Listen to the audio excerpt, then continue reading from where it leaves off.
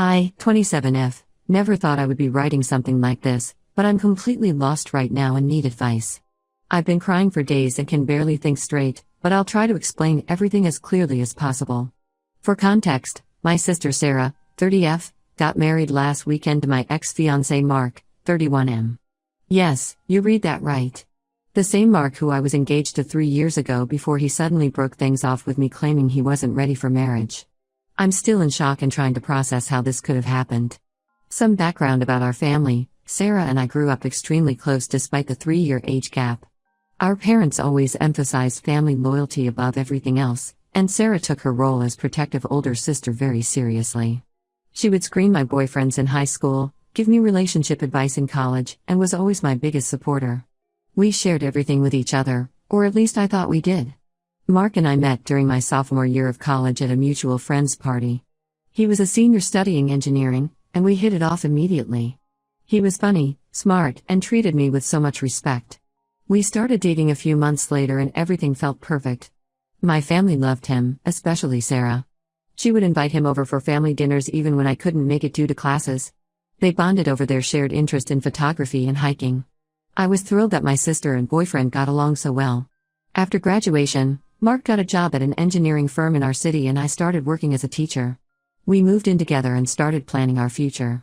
He proposed on our 4th anniversary during a hiking trip, one that Sarah had actually helped him plan.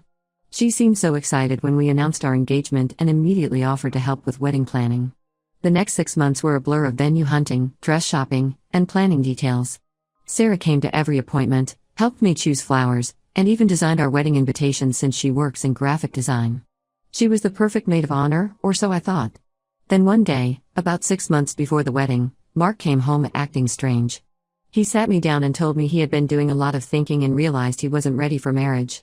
He said he needed time to figure himself out and that it wouldn't be fair to go through with the wedding. I was blindsided and devastated but tried to be understanding. When someone tells you they're not ready, you can't force them, right? Sarah was the first person I called after Mark left. She came over immediately with ice cream and wine, letting me cry on her shoulder and telling me I deserved better. She helped me cancel all the wedding arrangements and even offered to tell our family so I wouldn't have to explain it over and over. Looking back now, I feel sick thinking about how she played me. Fast forward to 3 weeks ago when Sarah announced she was getting married. She had been very secretive about who she was dating, always making excuses about why we couldn't meet him. She claimed he traveled a lot for work and their schedules never lined up for family gatherings. When she announced her engagement, she said she wanted the groom to be a surprise and that we would all love him. I thought it was weird, but my parents seemed fine with it. They had apparently met him already but wouldn't tell me anything, saying Sarah wanted to reveal everything herself. The day of the wedding arrived and I was excited to finally meet this mystery man. I got to the church early to help Sarah get ready, but her bridesmaids, none of whom were mutual friends, said she was getting ready at a different location and would arrive just before the ceremony. That should have been my first red flag.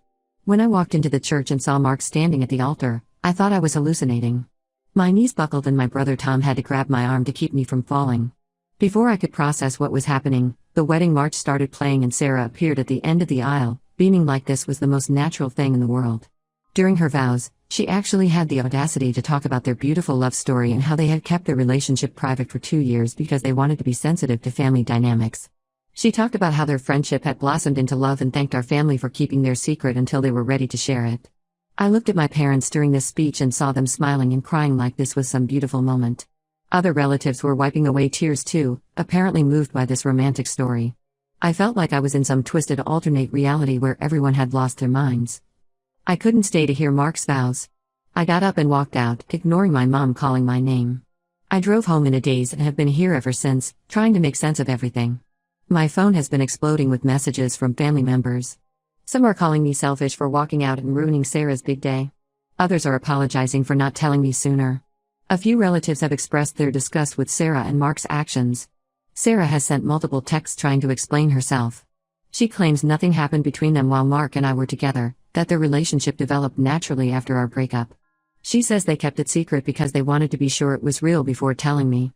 The wedding reveal was supposed to be romantic apparently. She thought enough time had passed that I would be happy for them. My parents keep calling to explain their side. They say they only found out about the relationship a year ago and didn't know how to tell me. They claim they were protecting me by keeping it secret until Sarah was ready to reveal it. But how is blindsiding me at her wedding protecting me? Mark hasn't reached out except for one text saying he's sorry for how everything came out and that he never meant to hurt me. The fact that he thinks a text message is sufficient after this level of betrayal shows exactly what kind of person he is. I don't know what to do now. I've blocked Sarah and my parents' numbers because I can't handle their excuses right now. Some family members are telling me I'm overreacting and should be happy that my sister found love, even if it's with my ex. They say enough time has passed that I should be over Mark by now. But this isn't about still having feelings for Mark, it's about the betrayal by my own sister and my family's decision to help her hide it. Am I crazy for feeling this way? Should I try to forgive them? Right now, I can't imagine ever having a relationship with Sarah again, and my trust in my parents is completely shattered. How do you move forward when your entire family has conspired to deceive you? Update 1: Things have gotten significantly worse since my last post. The betrayal runs deeper than I initially thought, and I'm struggling to cope with all the new information that's come to light. After blocking Sarah and my parents, I started receiving messages from people I hadn't heard from in years. Apparently, my post reached some mutual friends who had been carrying guilt about knowing things but not telling me. What they revealed made my blood run cold. 3 different friends have come forward with information that proves Sarah and Mark's 2-year relationship story was a complete lie. Emma, who works at a local coffee shop near Mark's office, sent me security footage from their parking lot showing Sarah and Mark kissing. The timestamp shows this was 2 months before he broke off our engagement. In the video, they look comfortable with each other, like this wasn't their first time meeting secretly. Another friend, Jake, who used to work with Mark, admitted that he had seen them together multiple times during lunch breaks while Mark and I were still engaged. He said he had convinced himself they were just close friends, but looking back, their body language was clearly more than friendly. Jake apologized for not telling me sooner, saying he didn't want to ruin things without concrete proof. The most devastating revelation came from my old roommate Rachel. She confessed that she had once seen Mark's phone light up with a message from Sarah that was definitely not sisterly. This was about 4 months before our breakup. Rachel said she had confronted Mark about it, and he fed her some story about planning a surprise party for me. She believed him because Sarah had always been so supportive of our relationship. When I confronted my parents with this evidence, especially the security footage, they broke down. My mom started crying and finally admitted that they had suspected something was going on back then. Apparently, they had noticed Sarah and Mark spending a lot of time together, but when they questioned Sarah, she convinced them they were planning things for the wedding. My dad said he had once seen them in what looked like an intimate conversation at a family barbecue, but Sarah played it off as wedding stress. The worst part is that my parents chose to ignore their suspicions rather than investigate further or warn me. They said they didn't want to ruin my happiness without concrete proof, but I think they were just trying to avoid family drama. It's almost worse knowing they had doubts but let me continue planning my wedding anyway. Today, I received a long email from Sarah. I wasn't going to read it, but curiosity got the better of me. I wish I hadn't opened it. She finally admitted that she and Mark had developed feelings for each other while he and I were still together. According to her, it started innocently, just 2 people bonding over shared interests. She claims they tried to fight their feelings at first, knowing it would hurt me. She wrote that breaking up with me was Mark's idea. He thought it would be more honorable to end things with me before they officially started dating. She actually tried to paint this as him being considerate, as if stringing me along for months while developing feelings for my sister was somehow noble. The email went on to explain how they started officially dating 6 months after our breakup, though based on the evidence I've received, I don't believe this timeline at all. She said they kept it secret because they wanted to be sure it was real before hurting me with the news. She ended the email by saying she hopes I can forgive them someday because we're still sisters and family is forever. I've been physically ill since reading that email. I've thrown up 3 times today alone. The thought that while I was planning my wedding, picking out dresses, and choosing flowers, my own sister was sneaking around with my fiancé makes me physically sick. Every memory of her helping with wedding planning is now tainted. Was she thinking about him while helping me choose my wedding dress? Was she imagining herself walking down the aisle instead of me? The only family member still firmly on my side is my younger brother Tom. He's 25 and had been living with our parents while saving for a house, but after learning the full story, he moved out. He said he couldn't stand to be around people who would condone this kind of betrayal. He's been checking on me daily and has also cut contact with Sarah. I've started seeing a therapist to deal with this betrayal, even though I was initially resistant to the idea. The level of deception from people I trusted most has shaken me to my core. Every memory from the past 3 years feels like a lie now. How many family gatherings did they secretly meet at? How many times did Sarah comfort me about the breakup only to go meet him afterward? I've received a few more messages from extended family members who initially defended Sarah but have changed their tune after hearing about the new evidence. Several aunts and uncles have reached out to apologize for their initial reaction at the wedding. But honestly, their apologies mean little to me now. The damage is done. I don't know how to move forward from this. My therapist says it will take time to process this level of betrayal, but right now, I can't imagine ever trusting anyone again. The two people I trusted most in the world, my sister and my fiancé, orchestrated an elaborate deception that spanned years. And my parents, who were supposed to protect me, chose to protect their lie instead. Update 2: When I thought things couldn't possibly get worse, life proved me wrong again. Tom came to my apartment yesterday with information that has completely shattered what little was left of my world. After moving out of our parents' house, Tom had been going back occasionally to collect his remaining things. During one of these visits, he found Sarah's old phone in a box of her stuff that she'd left behind when she moved out. Out of curiosity, he tried turning it on. To his surprise, it still worked, and Sarah had never logged out of her accounts. What he found made him sick. The messages between her and Mark went back much further than anyone knew, all the way to when I was still happily dating him. They had been having an emotional affair for over a year before anything physical happened. Tom spent hours going through everything and taking screenshots before the phone died. The messages show a calculated, deliberate betrayal that makes me question everything I thought I knew about my sister. They had been planning how to break up my engagement in a way that wouldn't make anyone suspicious. Sarah actually suggested Mark use the not ready for marriage excuse because she knew me well enough to know I would respect that reason and not push back. There were detailed discussions about how to act around me to avoid suspicion. Sarah deliberately played up her role as the supportive sister, making sure to be extra caring after the breakup so no one would suspect anything. She would text Mark about how well her performance was going when she comforted me. What hurts the most is reading their jokes about how oblivious I was. They would meet up at places where they knew I would never go, laughing about their secret rendezvous.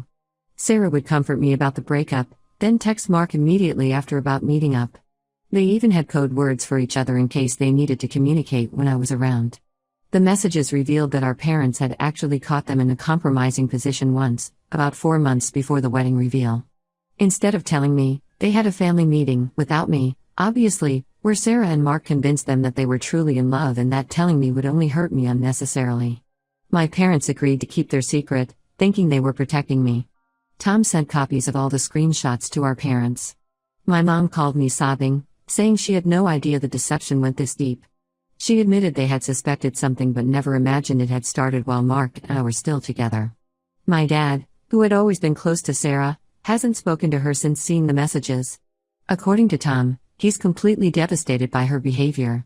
Several relatives who had been defending them have now apologized to me after seeing the evidence.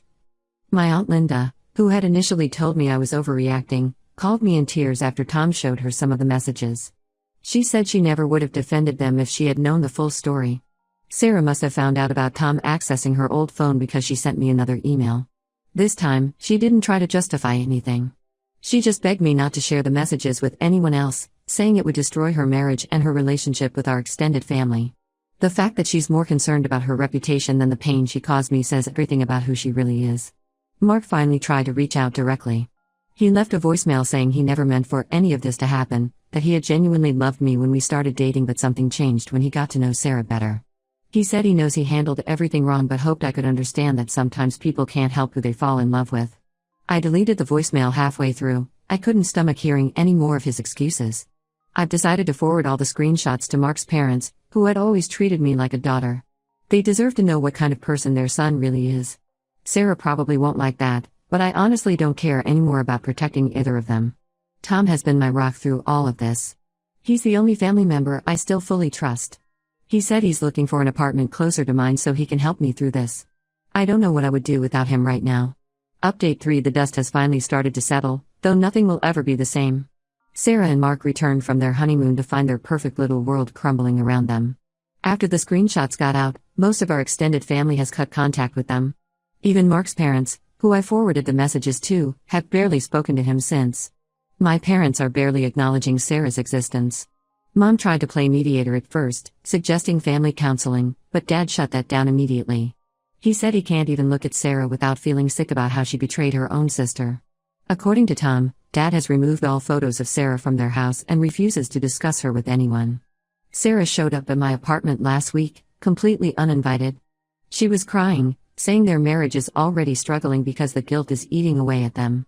Apparently, Mark has become distant and moody since everyone found out the truth. She said he's angry at her for keeping the old phone that had all their messages. They've been fighting constantly about whose fault it is that everything came out. She begged for forgiveness, saying she would do anything to make things right. She even offered to leave Mark if that would help repair our relationship. I just laughed at that, as if leaving him now would somehow erase years of betrayal. I told her she should have thought about the consequences before spending 2 years helping my fiancé plan how to break my heart. Then I closed the door in her face. Mark's mother called me last week. She was crying, apologizing for raising a son who could do something so horrible. She said she and Mark's father have told him they won't be spending the holidays with him and Sarah this year. They've invited me instead, but I declined. As much as I appreciate their support, being around them would bring up too many painful memories. I've moved to a different city for a fresh start. Got a job at a new school and found a nice apartment in a quiet neighborhood. Tom visits regularly. He's actually looking for jobs in this area so he can move closer. My relationship with my parents is slowly improving, though I don't think it will ever be what it was. They call regularly and have visited twice, but there's always this underlying tension. Every time I look at them, I remember how they chose to protect Sarah's secret instead of protecting me. Some extended family members have suggested I should consider forgiveness, saying life is too short to hold on to anger. But this isn't about anger anymore, it's about protecting myself from people who prove they can't be trusted. I still have nightmares about the wedding day reveal, still feel sick when I remember all those messages between them. The only silver lining in all this is that I've discovered who my true family is. Tom has been unwavering in his support. A few cousins have really stepped up, checking on me regularly and helping me settle into my new city. I've also made some great friends at my new school who have no connection to my past life. I'm focusing on healing and moving forward. Some wounds can never fully heal, but I'm learning to live with the scars. Sarah and Mark's actions showed me exactly who they are, and my parents' choices showed me who they are. I'm choosing to surround myself with people who have proven their loyalty, not those who claim it through blood ties alone. Sometimes doing the right thing means walking away, even from family. I've chosen peace over toxic relationships, and I don't regret it for a second.